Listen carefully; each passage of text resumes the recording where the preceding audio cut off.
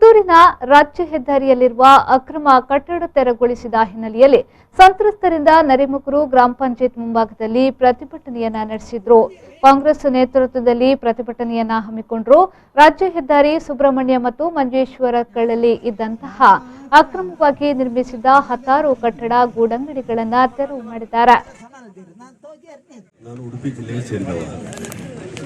ಉಡುಪಿ ಜಿಲ್ಲೆಯಲ್ಲಿ ರಸ್ತೆ ಅಗಲೀಕರಣಗೊಳಿಸುವಂಥದ್ದು ಬೇರೆ ಬೇರೆ ಕಾಮಗಾರಿ ನಡೀತದೆ. ಅಲ್ಲಿಯ ಶಾಸಕರುಗಳು ಯಾರ್ಯಾರು ಇವತ್ತು ರಸ್ತೆಯ ಬದಿಯಲ್ಲಿದ್ದಾರೆ ಅವರದ್ದು ಸಭೆ ಕರೆದು ಅವರಿಗೆ ಪುನರ್ವ್ಯವಸ್ಥೆ ಮಾಡಿ, ಇವತ್ತು ಒಂದು ವೇಳೆ ಮಾರ್ಜಿನ್ಗೆ ಬರದಿದ್ರೆ ಅವರಿಗೆ ಯಾವುದೇ ತೊಂದರೆ ಆಗದಂತ ರೀತಿ ಮಾಡಿಕೊಂಡು ಮಾಡುವಂತ ಪದ್ಧತಿ ನಮ್ಮಲ್ಲಿದೆ. ಆದ್ರೆ ಇಲ್ಲಿ ನನಗೆ ಬಹಳ ಆಶ್ಚರ್ಯ ಆಯ್ತು.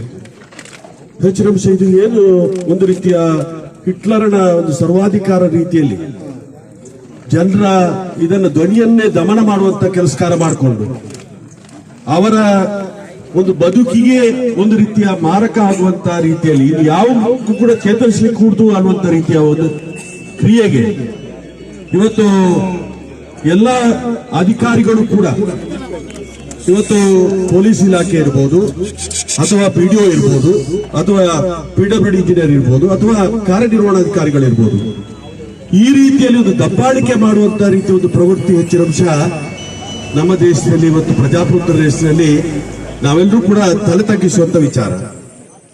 ನಾನು ಟೈಲರ್ ಕೆಲಸ ಮಾಡ್ತಾ ಇದ್ದೆ.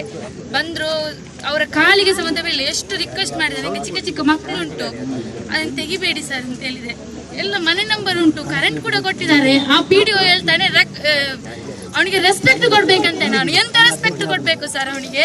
ಅವನು ತಂದೆ ಮಲಗ್ತಾ ಇದ್ರು ಆ ಮನೆಯಲ್ಲಿ, ಆಚೆ ಇದ್ರಲ್ಲಿ ಚಪ್ಪಲಿಯಲ್ಲಿ ತೆಗೆದು ಹೊಡಿಬೇಕು. ಅವನು ಎದುರು ಬರ್ಲಿ, ಅವನು ಬರ್ಲಿ. ಅವನು ಯಾಕೆ ಬರ್ಲಿಲ್ಲ? ಒಳಗಡೆ ಕೂತ್ಕೊಂಡು ಎಂತ ಪ್ರೊಟೆಕ್ಟ್ ಮಾಡ್ತಾ ಇದ್ದಾರೆ ಇವರು? ನಮ್ಗೆ ಪ್ರೊಟೆಕ್ಟ್ ಮಾಡದವರು ಪೊಲೀಸ್ನವರು ಹೇಳ್ತಾರೆ ಅವ್ರ ಹತ್ರ ಹೇಳಿ ಇವ್ರ ಹತ್ರ ಹೇಳಿ ಅಂತ. ಎಸಿಗೆ ನಾನು ಲೆಟರ್ ಕೊಟ್ಟೆ, ಡಿಸಿಗೆ ಕೊಟ್ರು. ಎಂತ ಎಸಿ ಹೇಳಿದ್ರು 7 ದಿವಸ ಟೈಮ್ ಕೊಡ್ತೇನೆ. ಮೊನ್ನೆ ಟೈಲರ್ ಬರ್ಲಿ, ಅವ್ರೀಗ ಟೈಲರ್ ತೆಗಿಲಿಕ್ಕಿಲ್ಲಮ್ಮ, ಅದು ರೋಡ್ ಸೈಡ್ ಆಚೆನೇ ಉಂಟಲ್ವಾ ಅಂತ ಹೇಳಿದೆ ನಾನು. ಹೌದು, ಟೈಲರ್ ಉದ್ಯಮ ತೆಗಿಲಿಕ್ಕಿಲ್ಲ, ಗೌರ್ಮೆಂಟ್ ಅಂತ ರೂಲ್ಸ್ ಇಲ್ಲಮ್ಮ ಅಂತ ಹೇಳಿದ್ರು. ವಾಪಸ್ ತಹಸೀಲ್ದಾರ್ ಕೂಡ ಹೇಳಿದ್ರು ತೆಗಿಲಿಕ್ಕಿಲ್ಲ, ಯಾರು ಕೊಟ್ಟದ್ದು ಅವರಿಗೆ ರೂಲ್ಸ್ ಅಂತ. ಅವನ್ನ ತಾಕತ್ತಿದ್ರೆ ಹೊರಗಡೆ ಬರ್ಲಿ, ಯಾಕೆ ಬರುದಿಲ್ಲ ಅವನು? ಅವನು ಅಲ್ಲಿ ಕೂತ್ಕೊಂಡು ದೊಡ್ಡ ಜನರಿಗೆ ರೆಸ್ಪೆಕ್ಟ್ ಕೊಡು ಅಂತ ಹೇಳ್ತಾ ಇದ್ದಾನಲ್ಲ. ರೆಸ್ಪೆಕ್ಟ್ ಎಂತ ಕೊಡ್ಬೇಕು ಅವನಿಗೆ? ಲಂಚ ಕೇಳಿದಾನ ಅವನು. ಲಂಚ ಎಂತ? ಲೈಸೆನ್ಸ್ ಮಾಡ್ಲಿಕ್ಕೆ ನನ್ನ ತಂದೆ ಹಾರ್ಟ್ ಪೇಷಂಟ್ ಈಗ ಕೂಡ ಇದ್ದಾರೆ, ಅಲ್ಲಿ ಕರೆಕ್ಟ್ ಮಾಡ್ಲಿಕ್ಕೆ 2,000 ರೂಪಾಯಿ ತಗೊಂಡಿದ್ದಾನೆ ಅವನು.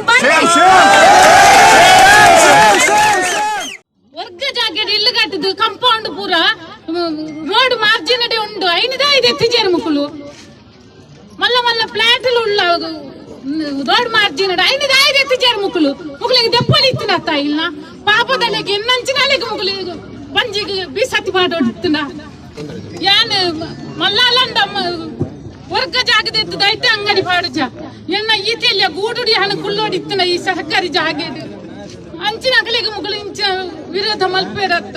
ಇದು ನ್ಯಾಯನ ಧರ್ಮನ ಎಂಕಲಿಗೆ ಕೊರ್ಪುಣ ಗೌರವನ ಪಾಪದಕಲಿಗೆ ಬಡವರಿಗೆ ಕೊರ್ಪುಣ ಗೌರವನ ಮುಕ್ಕಳು. ಪ್ರತಿಭಟನೆಯಲ್ಲಿ ಮಾಜಿ ಶಾಸಕಿ ಶಕುಂತಲಾ ಶೆಟ್ಟಿ ಹಾಗೂ ವಿನಯ್ ಕುಮಾರ್ ಸೊರಕೆ ಪಾಲ್ಗೊಂಡಿದ್ರು.